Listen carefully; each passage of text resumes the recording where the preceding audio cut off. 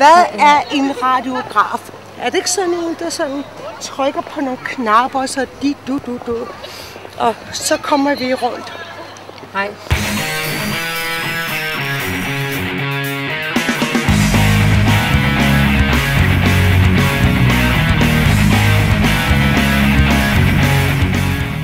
Vi tager ind i den glade myldretid for at finde ud af, om det virkelig kan passe, at der ikke er særlig mange mennesker, der ved, hvad en radiograf er. Må jeg stille et kort spørgsmål?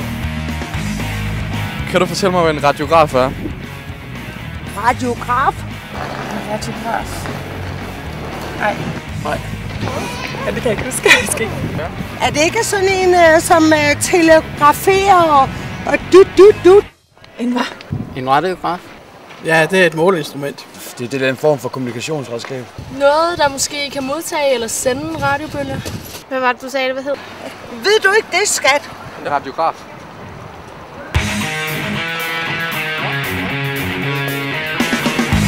Undskyld, må jeg spørge om et kort enkelt spørgsmål? Ja. Ved du, hvad en radiograf er? Min lillebror ville gerne være det på et tidspunkt. Det er sådan noget med at tage røntgenbilleder. Yes.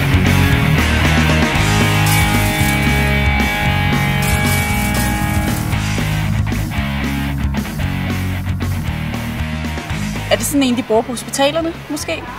Ja, det er et meget godt bud. Jeg tror, de tager røntgenbilleder med den.